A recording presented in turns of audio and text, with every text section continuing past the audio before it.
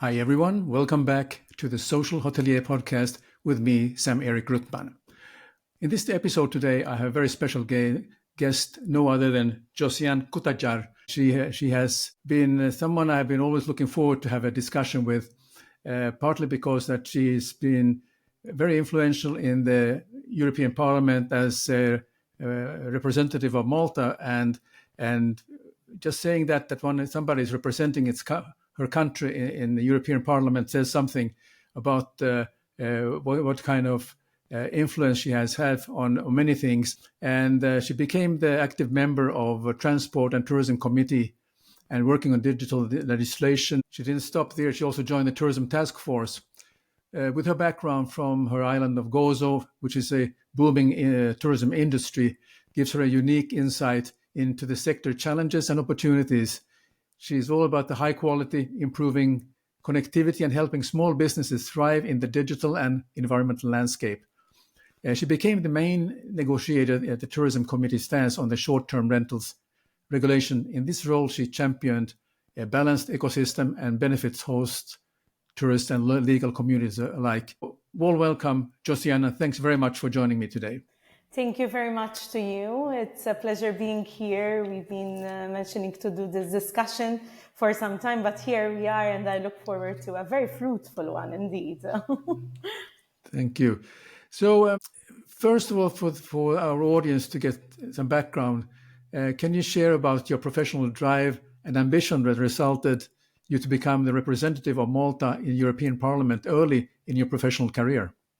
Yes, thank you for that question. I am a lawyer by profession, but I've been involved in politics since my student days. So when I was still studying law at the university, at the age of 22, I contested and I was elected as back then the youngest female in the local councils. Luckily, later on, we even had younger representatives in our villages. And I spent 7 years of doing local politics in my village of Nadur as an elected representative. Later on, I was asked by my political party to also contribute as a contestant and a candidate to the European Parliament elections back in 2019. And thanks to the trust of the electorate and my great support system, I managed to be elected as the first God citizen to ever represent the country in the European Parliament, and also as the youngest one so far. I've gone into politics because I looked at politics as a tool to bring about positive change in areas I care about. And once I became elected, I pushed forward to become a member of one of the most important committees for even island member states like Malta, which is transport and tourism. The tourism industry is very important for our country, as it is for Gozo, the smaller island within our archipelago where I come from. And connectivity and transport is definitely key, also not only for our islands, but for all Europeans, because connectivity and transport also means enabling the free movement of persons, services, goods. And in this regard, it's a very important enabler. Very good. Now, for the uniqueness of Gozo, I have had the pleasure of visiting Gozo, unfortunately only once, so it's not really, I have no qualifications except saying that it was one of the most beautiful days I spent through my whole visit in that region, and I enjoyed so much. But I also understand there's so many things that what makes Gozo special. Top reasons to visit would be maybe the nature, history, unbelievable, and then the culinary. So could you share a little bit about and what are the things one could expect for visiting who maybe is a history buff or enjoy good food and enjoy walking in the nature? All of them together, I must say. Indeed, and let me give a few examples of what to expect in the island of Gozo. First of all, you can get from one point to another in maximum 30 minutes. And you can easily go beach hopping around the island. And that's something I really enjoy, especially, for example, when the wind is particularly affecting one bay, I can easily hop to another beach, easily park and go to swim. And there are a variety of beaches. For those who love sandy beaches, we have the renowned Ramla Bay, which is made up of red sand. And it's a beautiful bay which a lot of tourists visit. It's one of my favorite beaches because it's very close to the village of Nadur, where I am resident in. And then there are also other quaint and smaller beaches like San Blas Bay, where there is a bit of a steep hill to go up, especially because on the way down it's easier. And however, it's very small, but it's a very cute bay to visit. And it's surrounded by beautiful valleys too. And then there are more rocky beaches, and that's something also beautiful to visit. There's a lot of history on the islands. There are a lot of towers which were used back then as part of the defense system, even during the Knights of St. John era. But there's also, for example, other historical landmarks like the Cittadella, which is the fortified city of Gozo, and we were attacked also by Turks in the past. The people of Gozo used to go there as protection within the citadel walls, within the fortifications. Nowadays, it has been restored via EU funds, and it's a beautiful location to visit. It has a lot of museums there, and the old courtroom. The courtrooms are still there in Gozo, but there's also the old prison one could visit, and beautiful views of the island from the citadel. Then I must mention Gigantia temples. Gigantia temples are old temples from the prehistoric era, and they are also kept in a well-restored condition, and they are very interesting to visit, to look back onto the earlier historic period of Gozo. It's very interesting. Then you can visit also the different villages where there are very nice churches, but also nice restaurants to visit, both in coastal areas, but also in the villages where there are also some pubs. One could visit cafeterias. It's very interesting, and I really would like you to come over again. I could easily tour you around myself because I love history and culture a lot, and I know all the areas of the island. But there's also a lot of tours one could embark upon with guided professionals and guides who could also explain the history and other aspects of our island. When it comes to food, I must definitely mention what is called the Jbeina in Maltese, which is the cheese which Gozo is known for, and also the ftira. Ftira in Maltese on the main island, it's more referred to the traditional bread. We have very good Maltese bread on the islands too, generally. But we in Gozo, we also have this traditional pizza, which is called the ftira. We have two bakeries, very famous, also within my village of Nadur, where they have very old ovens, and they cook this traditional pizza. It's dough with potatoes, sliced potatoes, tomatoes, and also olives, onions. They could put tuna on it, but they also do it with the traditional cheese, and this is very delicious, I must say. Well, the way you describe it, it's so delicious. I couldn't wait to give it my try when I come and visit you one day in Gozo. So, well, that's a very good introduction, and I'm also a history buff, so I love the nature and enjoy good food. So I think Gozo really tick all the boxes of what I would like to do when I go with my wife on a holiday. So definitely Gozo is on, and I recommend anyone to make a special visit. It's not only about Malta, island of Malta, but just a hop by water or by boat, and you end up in Gozo. And it's in fact, what I liked was very peaceful there. And that's what I remember more than anything I'm used to be in Finland, where we respect nature, we respect sort of the quietness, and I felt at home by being in Gozo for those reasons also. Great. Great to hear. Hope to have you back soon. Yes. So, of course, we are concerned about the coastal tourism and marine conservation, and really the importance of finding the right balance. And being from Gozo, could you speak about your passion for the blue economy and touch on some topics that are very important to you? And what does it mean to you and the role of coastal and marine tourism in Gozo? Yes, definitely. The blue economy, marine tourism, coastal tourism is key. And I really believe that as islands and an island member state, and for those who are listening in and coming from coastal areas, even our coastal areas, our regions near rivers, they all need to step up when it comes to utilizing the great potential that there is in the blue economy. We listen a lot about the green economy and the Green Deal.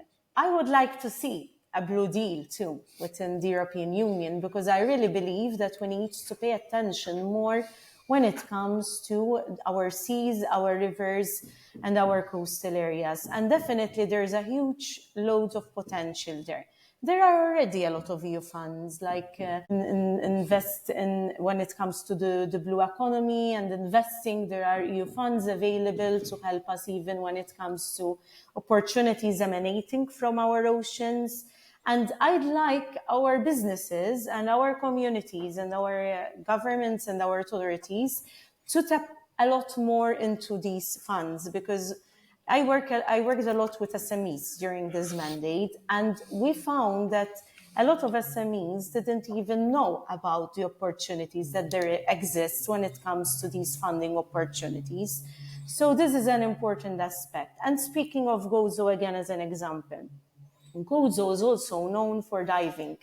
A lot of persons from around the European Union and even abroad come and visit us for diving purposes. For example, Dueira in Gozo is very famous when it comes to diving, and there are interesting spots around other areas. Deep diving, we also had recently a site which was inaugurated when it comes to deep diving, where there are shipwrecks and also some other aspects which are of very, very interesting to our divers. And that's why, for example, when we speak of the blue aspect, when we speak of marine conservation, it's important not only for the health of our seas and oceans and for the ecosystem, the natural ecosystem, but it's also important for tourism itself.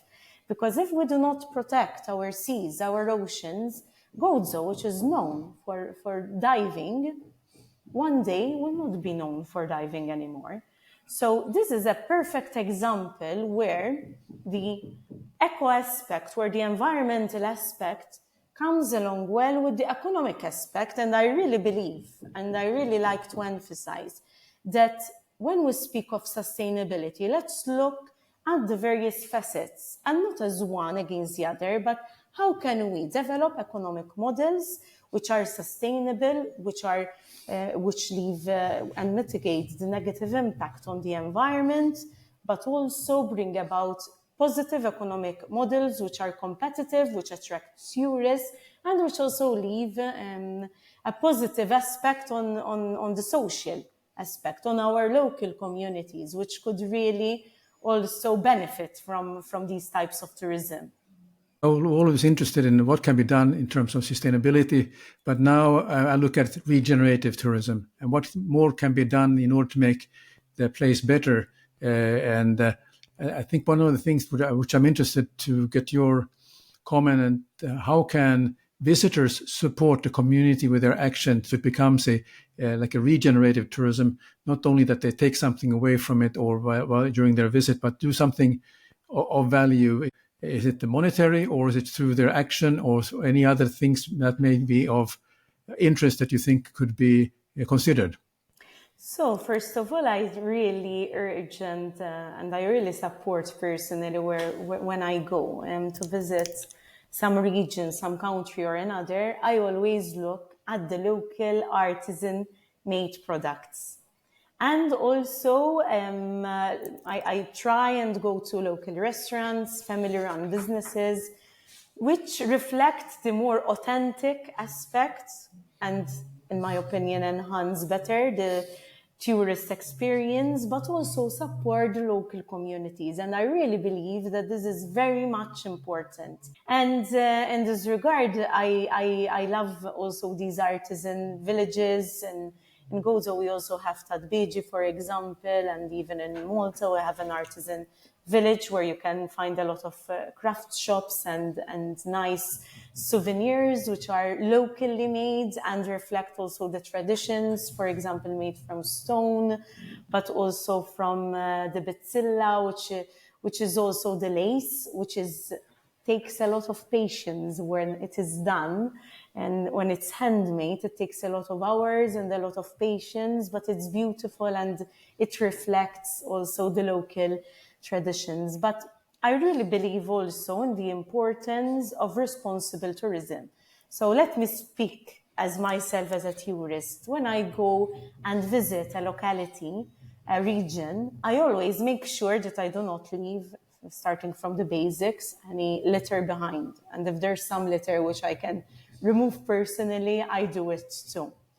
And here I wanted to link a bit when it comes to legislation and policies at local level too. This is very much important. So local authorities must look into how to encourage and sustain the local communities, also when it comes to minimizing nuisance, when it comes to the local communities not being negatively impacted by mass tourism, for example, or by irresponsible tourism. And here I wanted to refer to the short-term rentals regulation that I contributed towards as the rapporteur for the Committee on Transport and Tourism, where we also gave an opinion reflecting the importance of this sector towards tourism. It's essential that local authorities have the data in hand, and it's essential that hosts provide this data and also platforms facilitated. With this data, we can then do better policy making. Policy making which is informed, not policy making which is not informed by the actual data. And this could lead, I believe, towards a better experience also to the local communities in areas where there are short-term lets, but also other types of accommodation which might not be traditional, like hotels, and in areas where tourism is concentrated. This is very much important. I believe a lot in data, and I really believe that through policy making which is driven by data, we can also enhance the experience not only of tourists themselves as consumers and customers, but also at the end of the day of the environment, historical and natural, but also of the local communities themselves. Very good. Now, in Gozo, is it mostly the kind of tourism, and there are, of course, hotels, but is there what we call what you mentioned, short-term rentals? Are they individual homes or individual villas that people book for their holiday, or what is kind of the main drive of vacations in Gozo? Yes, we do have good hotels there, but we also have the alternative option of short lets via platforms or the well-renowned platforms, but other smaller platforms which are being developed even locally, which offer these short lets for rentals in different parts of the island and also in the different villages. But I'd like to mention also the boutique hotels, which have been on the increase in the last years in Gozo. We have very beautiful and quaint boutique hotels too, as an alternative experience to hotels and other short lets, and ones which also reflect the character of Gozo and Gozo as an island of villages. Recently, the Gozo Regional Development Authority, which has been set up by the Labour government recently, which is an authority targeted to look more at looking at the Gozitan aspect, the Gozitan reality, the island's potential, the risks if we do not develop a policy specific for islands, which calls upon Gozo as an island of villages. So it does not only distinguish the island of Gozo separate from the main island of Malta, because Gozo has its challenges like double insularities, but also its unique aspects which make it a unique destination. For example, in Gozo, we still have the green belts in between one village and another. When you are driving, you still experience a stretch of fields of nature, which is really pleasant. So it also goes a step further into looking at the specificities of the different villages, because one village is different from the other. They might have similar characteristics, and they do have, but its village is unique. And I think this is really important, because we should look at regions, at destinations as unique destinations. And I really believe that everywhere we go, we can find that unique historical landmark, that unique natural walk among the fields or among the coasts of that coastal region, which make it really unique. It's unique dialects, for example. Gozo has different dialects in its different villages.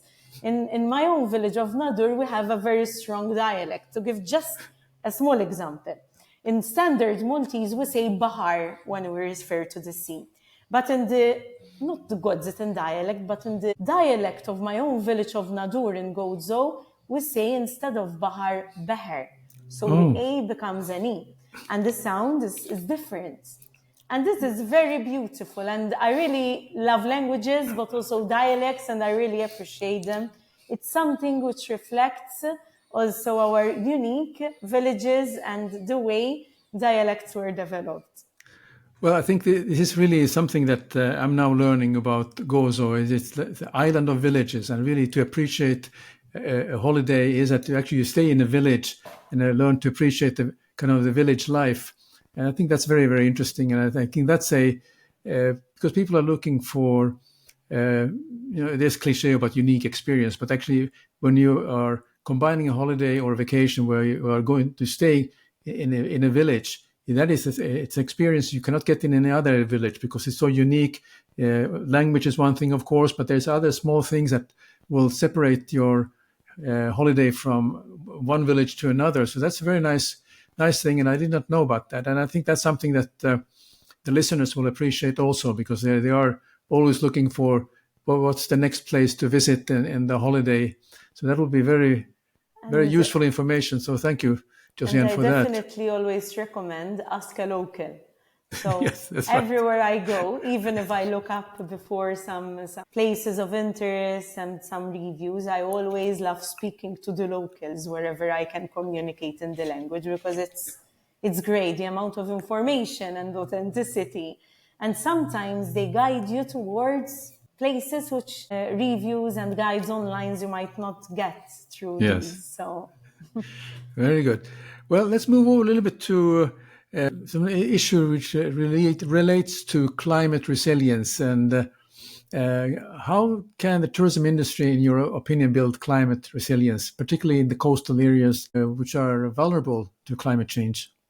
Yes, definitely. We have a lot of legislation at EU level now when it comes to the Green Deal, the Fit for 55 package, environmental legislation, which asks every sector of the economy and every sector of transportation to also make huge developments with obligations there. And it's a huge package, but it's an important one. But apart from the legislation, I definitely wanted to mention, yes, what you asked, the aspect of climate resilience. We have legislation in place within the European Union, which is coming into effect, which will help in the long run, but we need to also look at how can we adapt our infrastructure at our ports, at our airports, our buildings when it comes to climate change effects, even how to prepare our workers. Will seasonality be affected? So let's speak of the Mediterranean region. I myself, as a tourist, when I go abroad in summer, I feel I must go towards an area where there is the sea, and ideally to an island, because I'm an islander and I'm used in summer to hang around and relax in near the sea. However, I've been experiencing in these past summers days off when I'll say, okay, today is a day off for me. I'll go to a beach in Malta as an internal tourism, or I go for a weekend in Sicily or some other Mediterranean island. But we've been experiencing heat waves, amongst other drastic climate change effects like forest fires and floods. And being in an area where I'm near the sea, but the temperatures are unbearable, how much can I really enjoy that area? And how is this affecting Mediterranean tourism?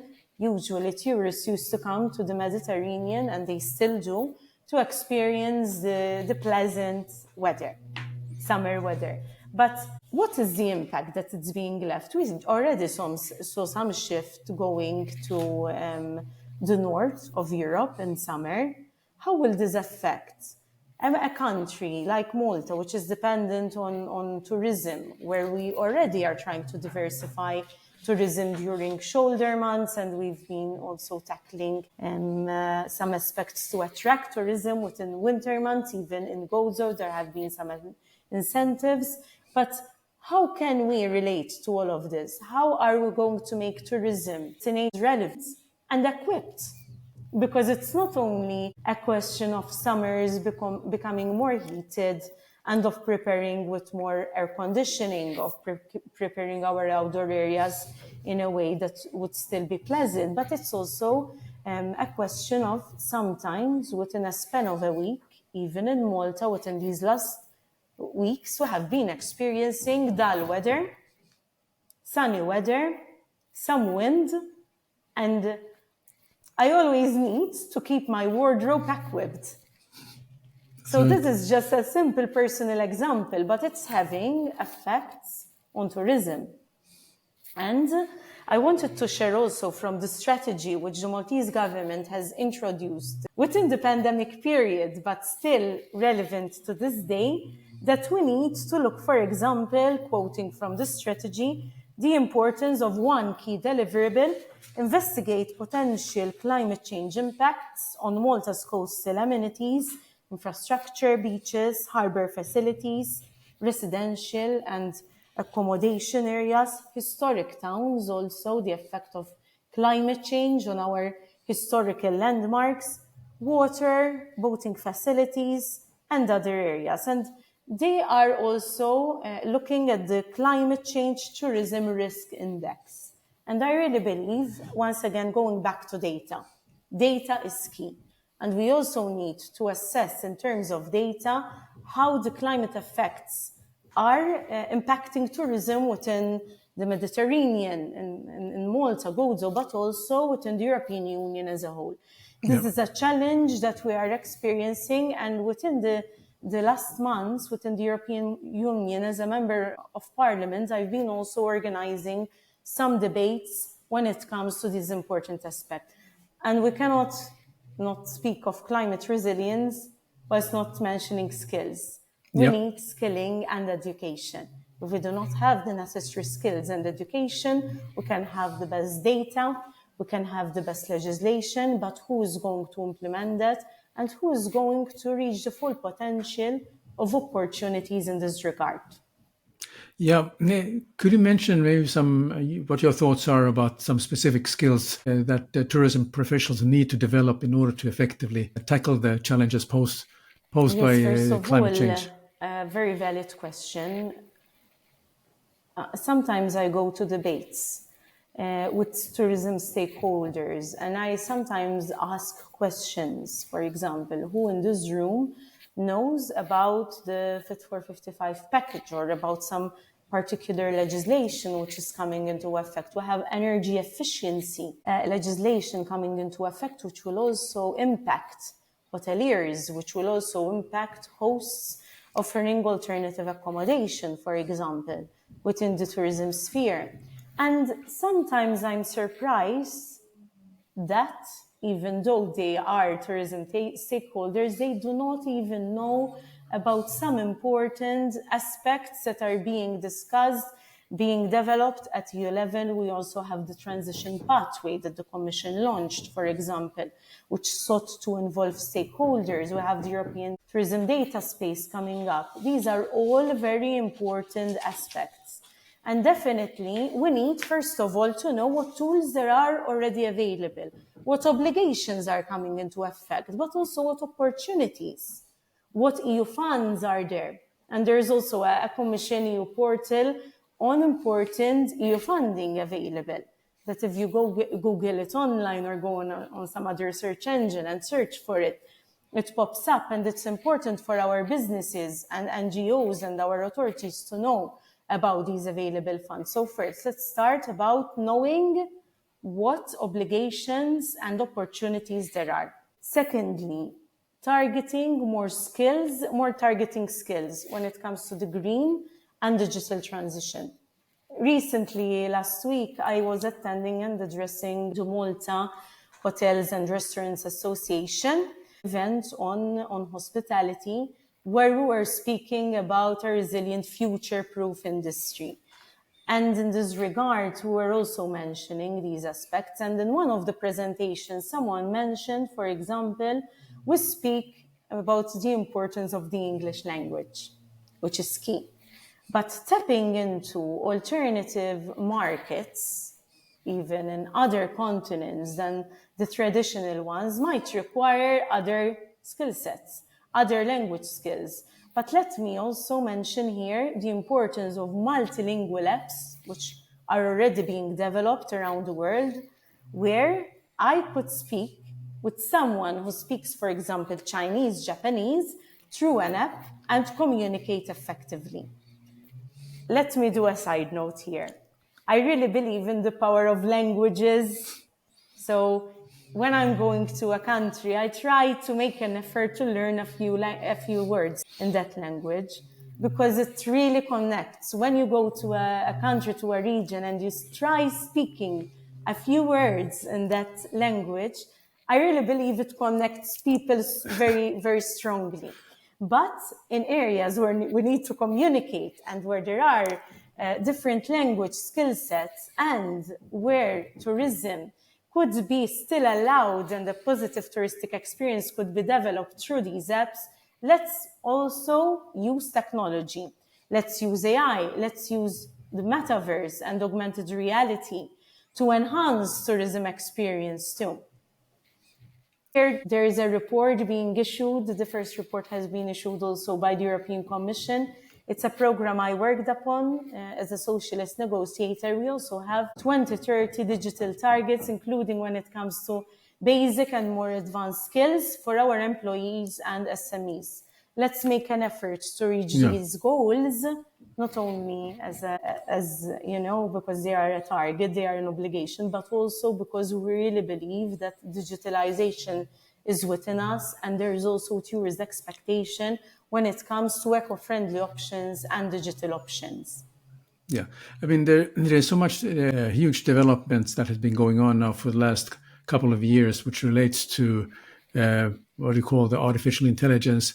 It's a popular phrase to talk about AI all the time, but in reality, when you see how it actually works in practicality, it's quite amazing. I have some personal experience where I use this on regular basis, and I'm able to be understood in a language I don't speak, even though I take the time to use some apps like Duolingo to learn the basics of a language where I'm going. But I think these are good for kind of breaking the ice, and people will start to smile when they notice that you make an effort to say something in their language.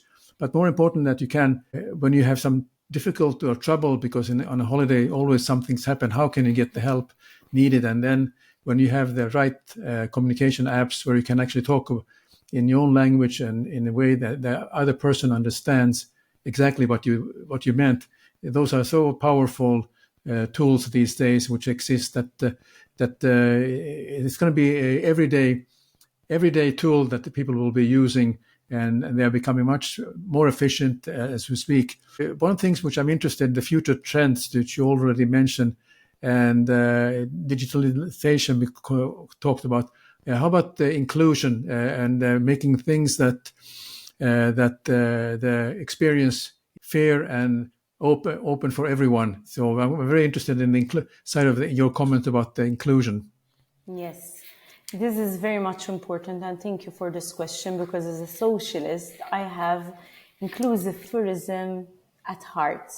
And in this regard, I wanted to mention, for example, the importance that EU funds are tapped in to also have more accessible and more inclusive tourist experiences for persons with disabilities, for persons with mobility problems, brailles being used even in historical landmarks or museums, so that people with eyesight problems could also have a good touristic experience, audio headphones, which could also help in this regard. These are all very much important. Accessibility when it comes to people using wheelchairs. Not all our historical places are yet accessible from a lot of different aspects. And we really must make sure and make an effort towards this. And let me here mention also, for example, how the metaverse could be used. So if metaverse is developed in a way which gives cultural, touristic tours in the pyramids of Egypt, for example, or some other historical landmarks, where someone with mobility issues could not go and visit, this would be a positive development too. And when we speak of inclusiveness, I must highlight the affordability aspect. It's true that it's important to develop niche tourism in different regions, and sometimes we should aim also at having quality and high-end experiences for tourists who are looking at luxury tourism, for example. But let's not forget then people with low budgets, which also have the right to travel around, the free movement, and are entitled to have a good touristic experience. So I really believe that when strategies are developed, it's important, first of all, to make them always inclusive for persons with disability and mobility issues, but then also to cater for different needs, to cater for those on low budget, and to cater for those seeking more high-end and luxury experiences. It's important to have also niche tourism and to target, to plan ahead, because otherwise it will be just one chaotic touristic experience. Trying to target everyone does not really work, in my opinion. But having different options for people with different budgets, with different abilities, with persons with disabilities is always important. Yeah, very good. Josianne, this has been a very interesting discussion, and you've been really opening my eyes about many things that relates to Gozo, and also even looking at the bigger picture about your time in Brussels, where you were the representative of Malta. So I can hear through what you are saying. There's something that comes out of that time there. So I have just two more questions for you before we wrap up. One is, of course, I'm interested to know what is your next step now, since you have returned from your mandate in Brussels. Yes, till mid-July, I'll have my mandate, because we have an overlap where it's meant as a handover and closing of political meetings. So I'll be back in Brussels again after the election in mid-July, and then my mandate stops. I'm really first looking forward to enjoy a bit the Gozo beaches and some time with family, loved ones and friends. But I'm really looking forward also to what the future will bring with it. And one area I definitely would love and intend to continue working in is tourism and connectivity. Tourism connectivity when it comes to transportation, but also digitalization. I really loved working on these topics, and I developed some expertise and contacts in this regard in the last 5 years. And I really would love to bring this experience forward to my next step, definitely. Well, I'm looking forward to see what that's going to be all about. That sounds very interesting. So if people want to find out more about your activities, how can they reach you? What platform or what addresses, or is it LinkedIn, or where can they find you? Yes, I'm active on LinkedIn and also on X, but a bit more on LinkedIn, and they can reach to me there in the messages, and we can connect, definitely. Anyone who would also have interesting discussions, ideas to bring forward. I always love sharing experiences and ideas on topics which are at heart. And sometimes I get really inspired by listening to others. It's great, even on a panel discussion. I get inspired sometimes with a point and I develop upon it by someone next to me. So please get in touch. Anyone who's interested to develop further ideas on areas we mentioned. I'm also on Facebook and Instagram, but definitely LinkedIn and Instagram would be maybe more relevant to the audience here. Okay, Josianne, thank you very much. I appreciate you joining today, this episode, and thank you very much for all your fantastic insight. But this way, we will end this episode of the Social Hotelier, and I look forward to seeing you all again.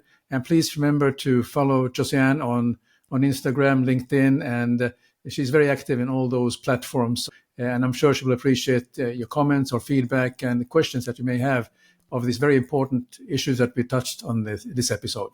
So thank you very much, Josianne. Thank you to you, Sam. It's been a pleasure, and hope to see you somewhere around very soon, if not in Malta, within the EU or around the globe, and hope to see a lot of the viewers of this podcast too in Gozo and Malta and the near vicinity too.